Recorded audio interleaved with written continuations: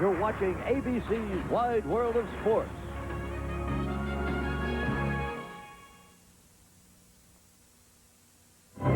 Gene Sarazen was first, then Ben Hogan, Gary Player, and Jack Nicklaus.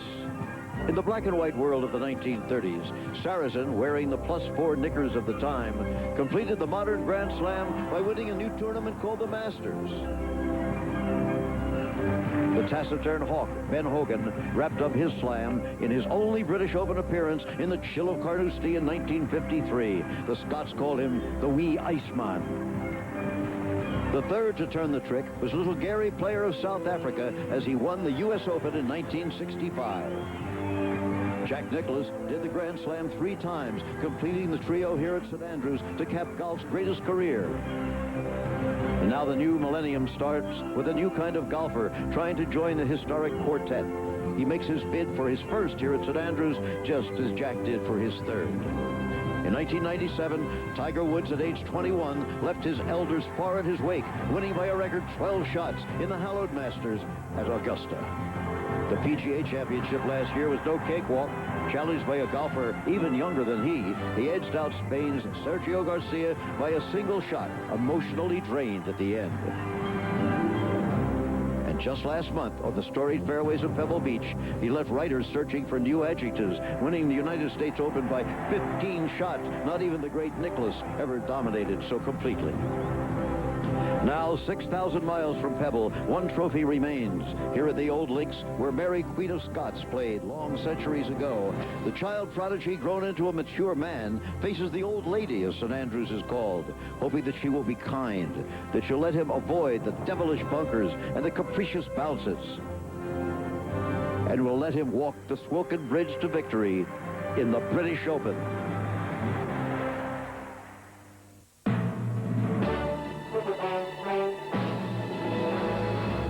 ABC Sports and the Royal and Ancient Golf Club of St. Andrews welcome you to final round coverage of the 129th British Open presented by MasterCard.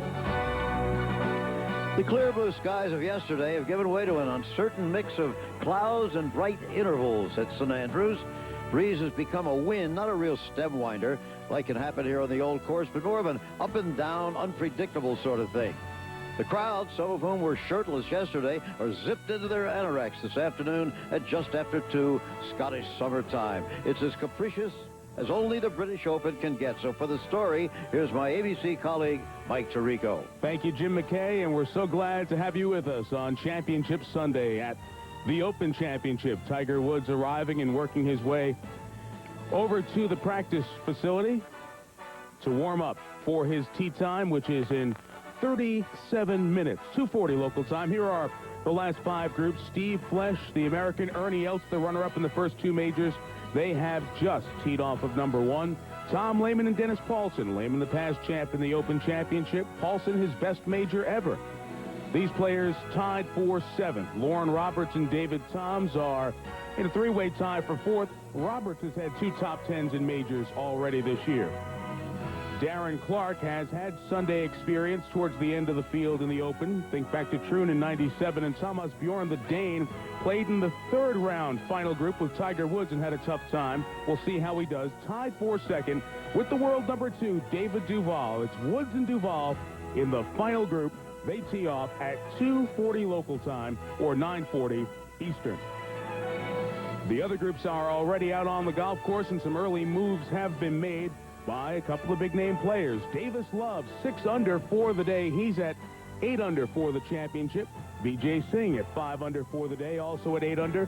Azinger just gave 1 back. Paul shot 30 on the front, including a great string of birdies from 1 through 7, except for the 2nd hole. Other than those players, Monty's at 3 under, but there have not been many scores under par. About 3 or 4 hours ago, there was more wind, there was more cloudiness, and it was a little tougher to get the ball near the hole. But as you look back at the field that's been out there, or some players who are done, you see not a lot of tremendous moves. The Spaniards are in line. Olazabal, Garcia, and Jimenez, who had a very good U.S. Open. Jesper Parnevik has battled through a bad hip this week.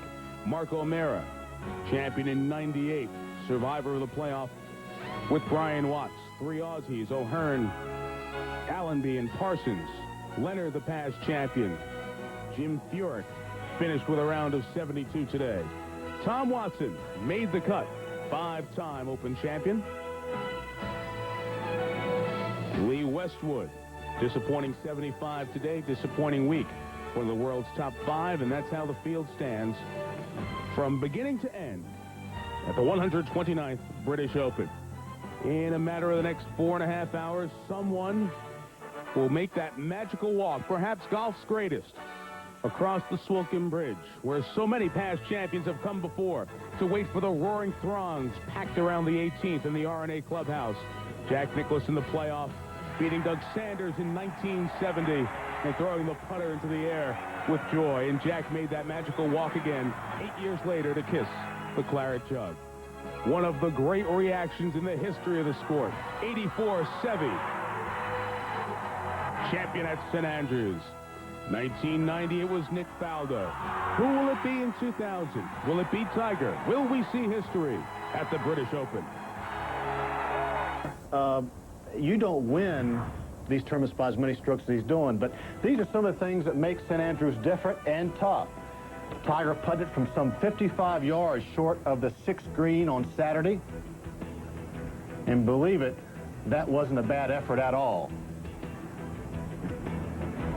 And these are some of the things that we're going to see today, playing well or not playing well, some of the nuances of this golf course. Yes, and the pot bunkers, as was said all week long, a penalty stroke. Here we have Steve Flesh yesterday in the 13th fairway. You can't advance it at all. It's like a penalty stroke if you drive it in them. Now let's look at the 17th hole, and this is a very dangerous par 4, maybe the toughest par 4 in the world. You have out of bounds on the right, you have deep rough on the left, you have a blind tee shot, but this is the second shot, the toughest second shot in golf. You have the road hole bunker, which is famous.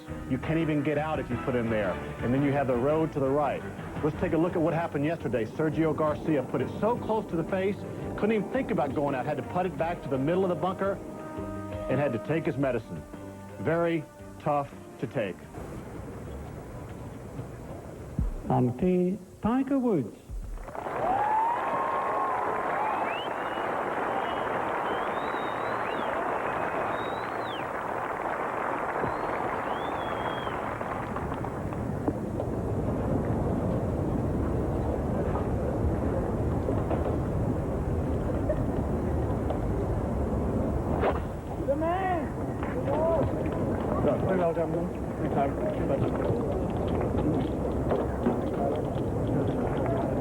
That twirl at the end of the swing, picked up from friend Mark O'Mara, usually tells you Tiger likes it. And he does. They've been in the same group once before. Earlier this year at the Byron Nelson, Duval shot 70, Wood shot 63 from the 7th to last group and finished 4th. What will happen today at the British Open? Duval for birdie. But it doesn't mean they want to beat each other's brains out. And they should. And that is a good start. Good putt right there.